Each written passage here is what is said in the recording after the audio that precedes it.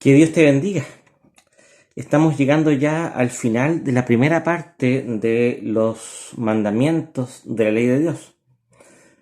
Tradicionalmente se ha dicho de que las dos tablas de la ley, escritas con el dedo de Dios y portadas por el profeta Moisés, correspondía justamente a esta división de los mandamientos correspondientes a Dios y los mandamientos correspondientes a nuestra relación con nuestros prójimos. Esa es la opinión de la Confesión de Fe de Westminster, pero claramente los divinos de Westminster, como se les llama, en ese momento no contaban con la información arqueológica que tenemos hoy día ya en el siglo XXI. Recordemos que la arqueología es una ciencia reciente que despegó muy potentemente en el siglo XIX. Antes teníamos rudimentos solamente del pasado y de las culturas antiguas, y sobre todo a partir del material escrito y traducido, mejor dicho, de- y no de primera fuente, ¿ya? Sobre todo lo que respecta a las culturas del Medio Oriente antiguo. Hoy día sabemos de que efectivamente cuando se hacía un pacto entre dos partes, se hacía con copia. Una copia para la parte A y otra copia para la parte B. En este caso, las dos tablas serían un signo del compromiso entre Dios y el pueblo. Esas serían las dos partes. Entonces sería solamente fruto de la imaginación teológica el decir de que una tabla correspondería eh, o tendría los 4 mandamientos y la segunda tabla tendría los 6 mandamientos. Lo cierto, o lo más probable a partir del conocimiento arqueológico que te contamos hoy, es que ambas tablas contenían los 10 mandamientos. Bien, pues hagamos un breve resumen de los primeros 4 mandamientos y de cómo estos 4 mandamientos van a constituir la base de los próximos 6 mandamientos. El primer mandamiento dice relación con que solamente Dios es Dios. Solamente Dios, en consecuencia, el Dios revelado en la Escritura, Yahweh, como dijimos en una clase, es el que debe ser adorado.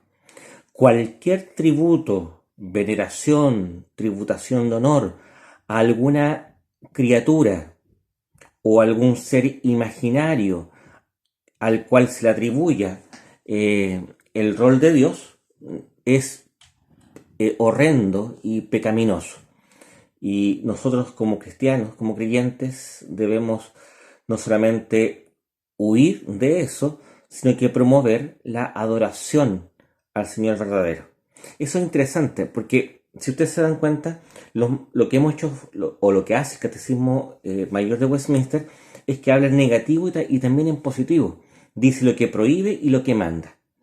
Entonces, lo que debemos hacer entonces es huir de toda adoración ilegítima a un Dios falso y por el contrario adorar y promover la adoración al Dios verdadero. Esa es la misión del pueblo de Dios. En segundo lugar, vimos lo ilícito, lo pecaminoso, que es el uso de imágenes en el contexto del culto. Un cristiano bíblico no puede, no debe ocupar imágenes en la tributación de su adoración al único Dios verdadero, ni como símbolos, ni como expresión de presencia, ni de recuerdo. Las imágenes en los templos pueden existir, el arte puede existir, pero jamás como objeto de veneración. Triste situación que lamentablemente, y en eso nosotros debemos ser solidarios y enseñar la verdad, cosa pasa, o sea, esa cosa pasa en otras denominaciones, en donde no solamente se rinde culto, sino que a un nivel de piedad popular ese culto, esa veneración raya la adoración. Hay algunas sutilezas en el lenguaje que dicen de que la adoración, es decir, la dulía, que es como se dice en griego, corresponde únicamente a Dios y que el culto a eh, santos o a la Madre de Dios, María, correspondería a una hierodulía, una veneración. Esa disquisición semántica en la práctica eh, pierde todo significado y se hace casi una misma cosa. Entonces, la confesión de fe de Westminster, y aquí, como lo hemos estudiado en el Catecismo Mayor, es sumamente claro, no se debe tributar ningún tipo de veneración a ninguna imagen, absolutamente a ninguna imagen. Ahora, eso es distinto a que no podamos hacer arte religioso. El arte, en cuanto obra de la inteligencia del hombre y expresión de uno de los atributos de Dios, que es la belleza, yo creo que incluso está mandado por Dios. En cuanto a nuestro llamado de hacer de nuestro mundo un lugar más bello.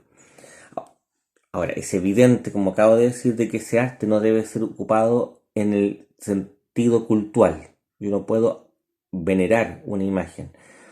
Eh, Ahora, también planteamos la idea de que era absolutamente posible de que este mandamiento también se violara cuando una construcción, una obra humana, eh, material o espiritual, era puesta en el lugar de Dios. La clave de la idolatría es cuando una cosa que no es Dios es puesta en el lugar de Dios y le arrebata a Dios la gloria que solamente Él se merece.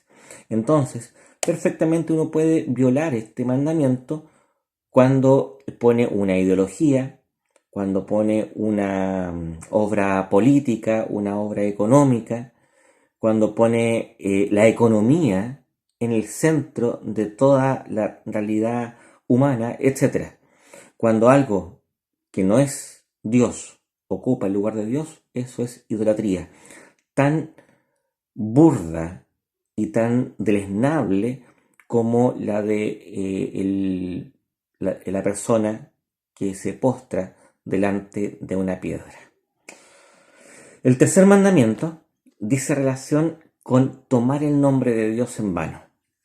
Y ahí se enfatiza muchísimo la santidad de Dios. Nada de ninguna acción debe pasar a llevar la gloria de Dios. Y eso incluye el uso de su nombre. Veíamos la excelencia y la profundidad del significado del nombre. Y también habría que mencionar de que para el Medio Oriente antiguo el nombre contiene a la persona. Entonces, cuando uno pasa a usar el nombre de Dios en vano, está cometiendo una ofensa en contra de Dios mismo. Decíamos de que era algo mucho más profundo que solamente no contar chistes, sino que tenía que ver con la honra y la gloria que se debe a la fama de Dios. Los esfuerzos del ser humano deben estar asociados con un profundo deseo y amor de que el nombre santo del Señor sea exaltado, conocido y reverenciado por todo el mundo. Entonces, no es solamente no usar el nombre de Dios en forma indigna, en sortilegios, por ejemplo, como se ocupaba antes y como en algunos sectores todavía está presente hoy día, ni en chistes, ni de manera deshonesta, como los falsos predicadores de la abundancia, que a partir de una predicación buscan únicamente la ganancia de dinero, que también es una forma de deshonrar el nombre de Dios.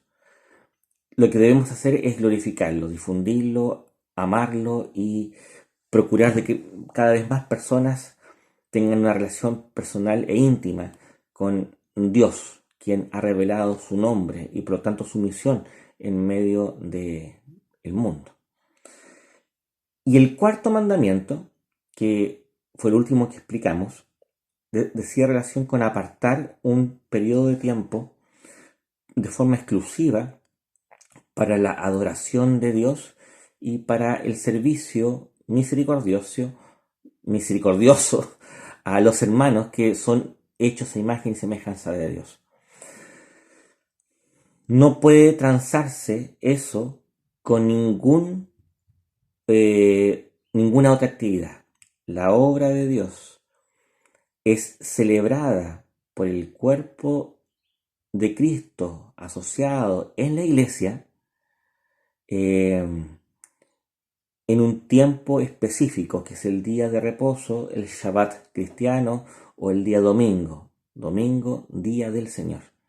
Entonces, debemos administrar nuestro tiempo de tal manera de que no realicemos ninguna actividad ajena a este propósito durante el día de reposo.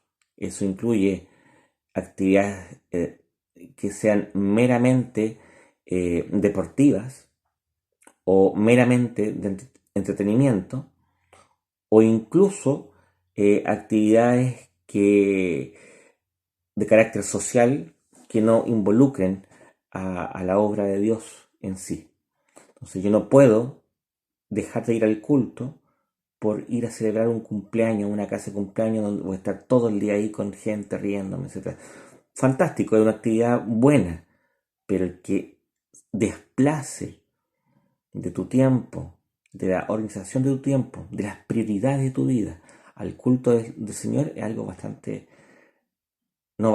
muy terrible, gravísimo. Entonces, vemos que estos primeros 4 mandamientos apuntan a la gloria de Dios.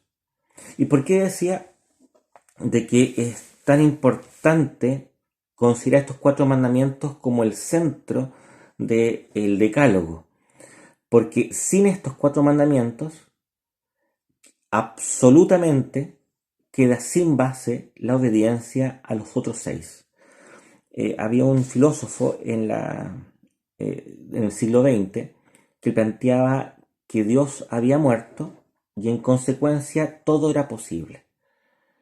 Claro, si no hay una base sólida, un fin de la historia, un fin de la humanidad, un propósito de esta, entiéndase, la obediencia, la reverencia a Dios como creador, como guía del universo y como redentor, eh, todo queda abierto al arbitrio de las personas.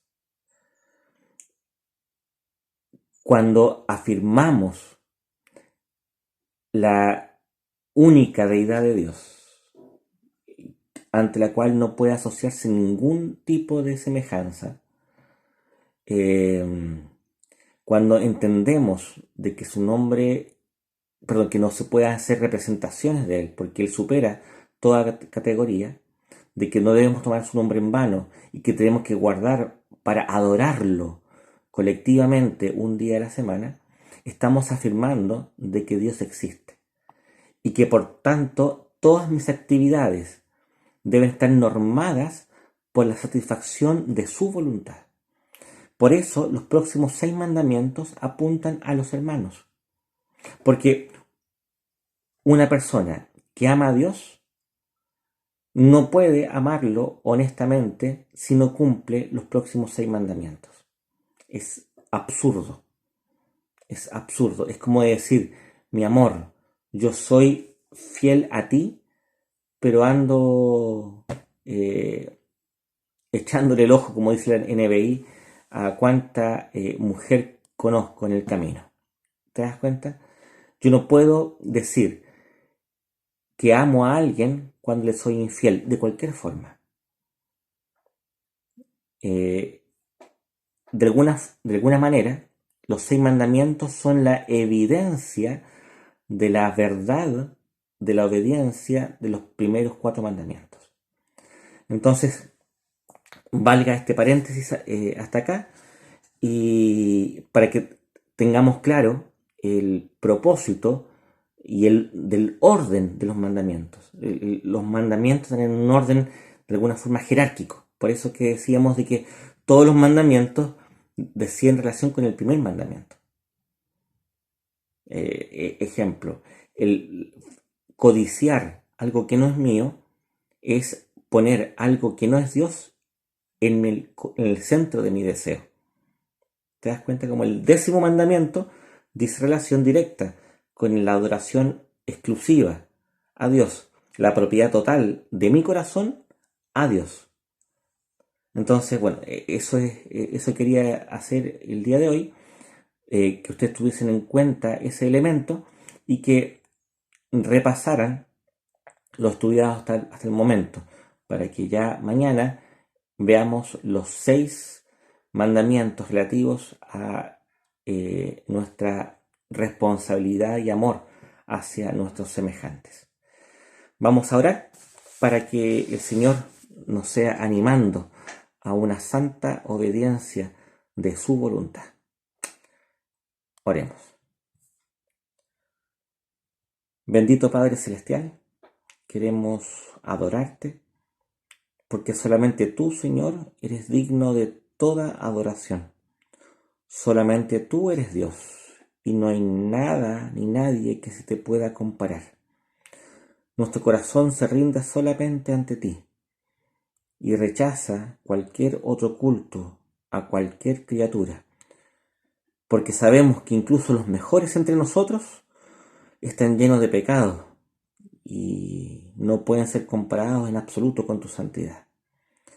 Te suplicamos, Señor, que nos libres de la adoración falsa.